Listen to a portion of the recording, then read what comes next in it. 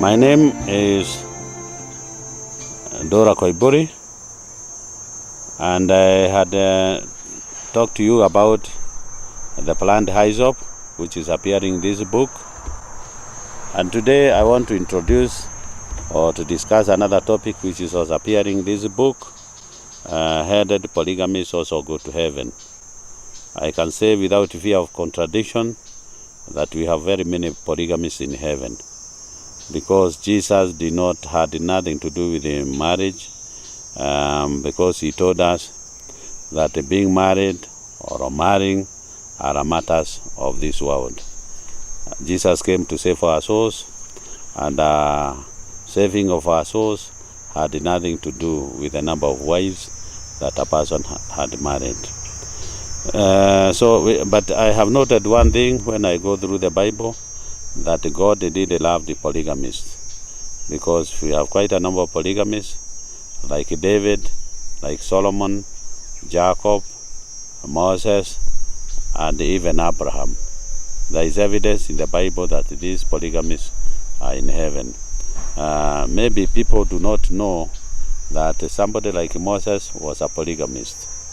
He's likely to be a polygamist of 3 wives, but what is known certainly is that he had at least 2 wives. He had Zipporah, the daughter of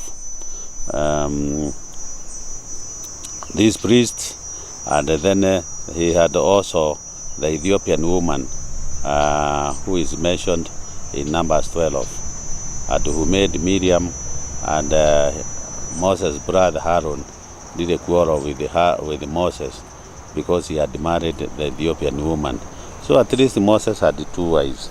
And he was such a great friend of God that God had to say, I speak to Moses mouth to mouth as a man speaks to his friend. And he really used Moses.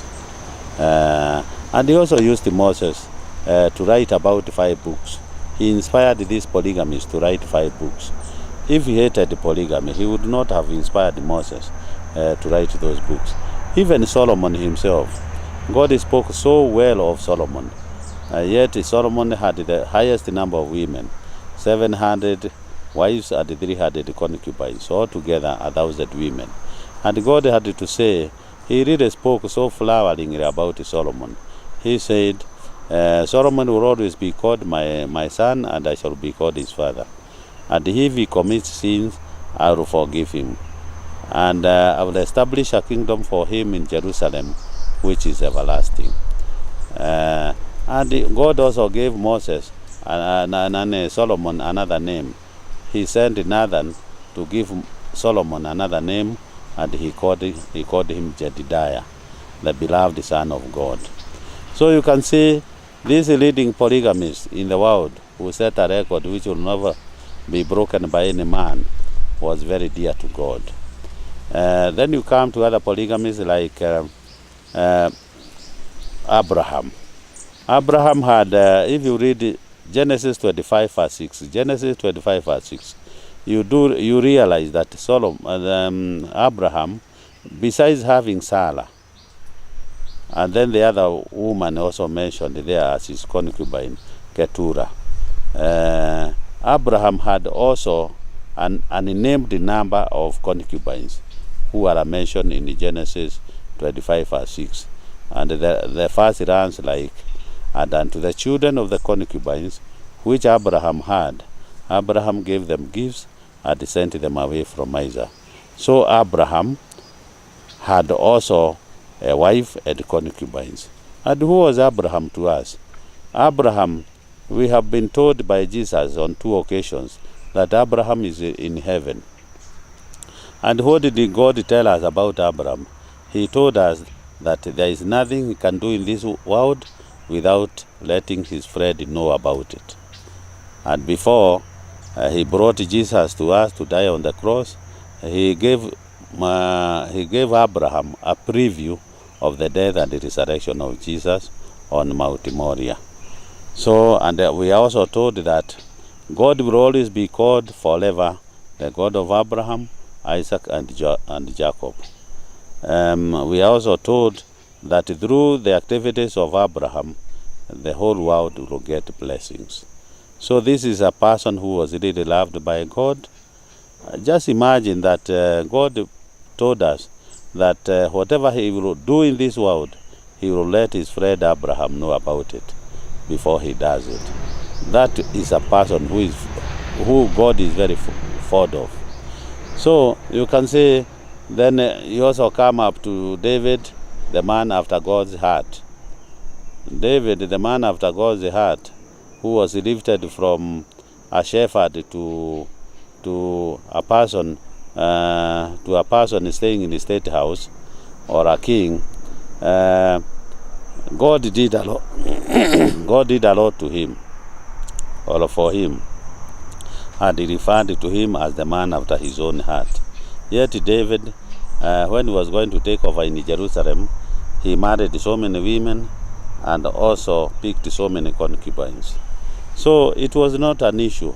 Then we are not even forgetting Jacob or Israel, who had two sister wives, Leah and Rachel, and he also got encouraged to also sire children on their housemaids. The housemaids gave Jacob 4 sons, and the official wives gave Jacob 8 sons. Altogether, if you add 8 to 4, you get 12, who are listed as the 12 sons of Jacob. And you see, God did not discriminate the children of Jacob who were born out of wedlock, because when he came to share out Canaan, he directed Moses to share the land of Canaan equally between the sons of the wives and the sons of the concubines. So God does not discriminate children born by these concubines. So all in all, you do realize that God had no issue with the concubines. And when you go to his commandments, he gave one commandment, the 10th commandment, and in it he said, "Thou shalt not covet thy neighbor's wife." But God did not go on to say, "Thou shalt not covet also thy neighbor's husband." A husband is supposed to be coveted so long as the woman is not somebody's wife. God hated only adultery with somebody's wife and also prostitution.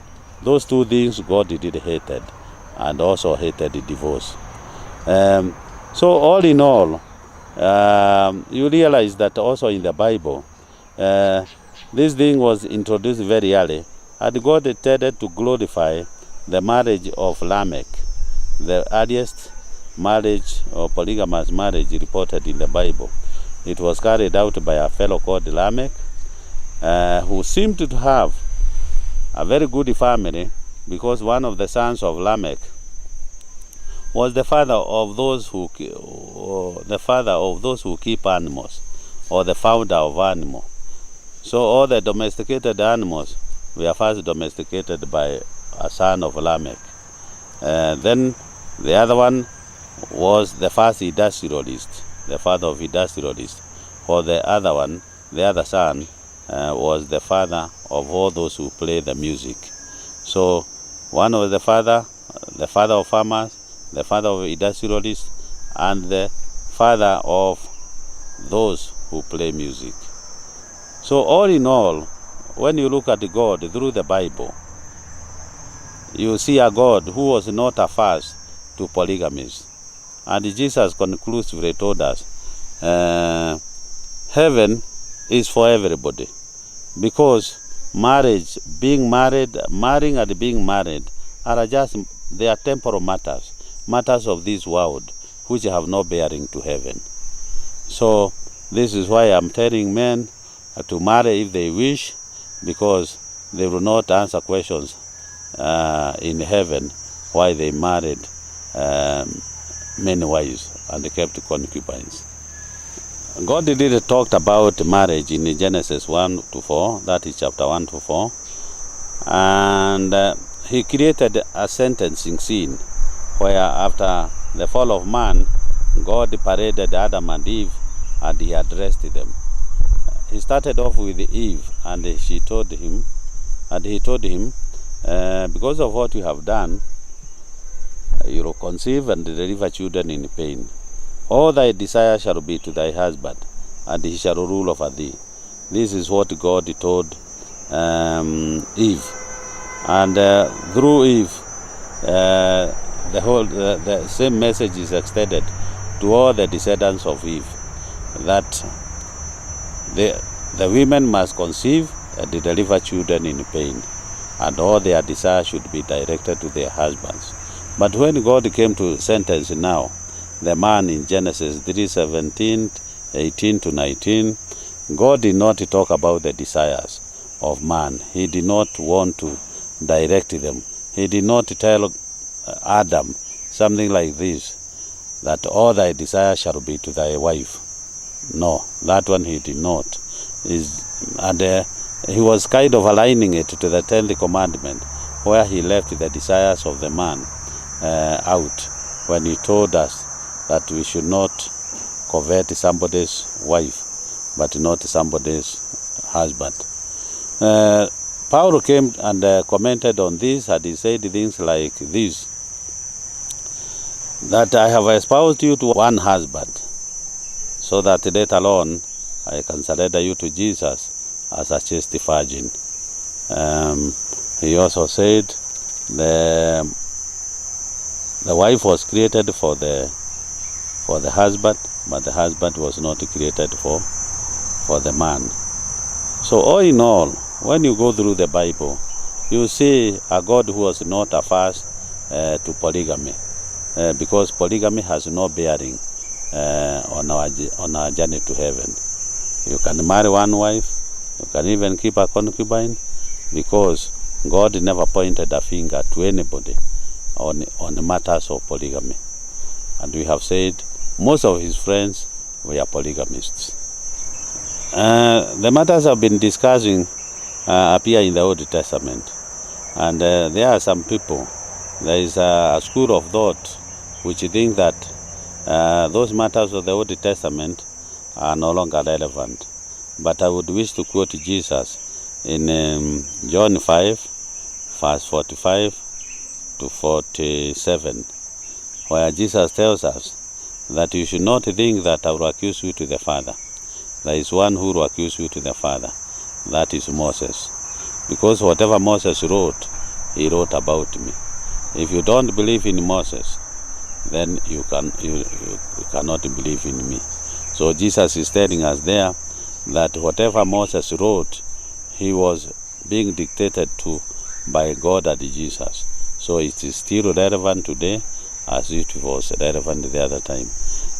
What Jesus brought to an end was only the sacrifices, or was only the priesthood of Levi and Aaron. The sacrifices where animals used to atone for our sins. Those are the things that he brought to an end. And he began the priesthood of Jesus, the priesthood of Melchizedek, of bread and wine, to replace the blood of animals. That is what Jesus brought to an end. Otherwise, the books of Moses remain relevant today as they were those days.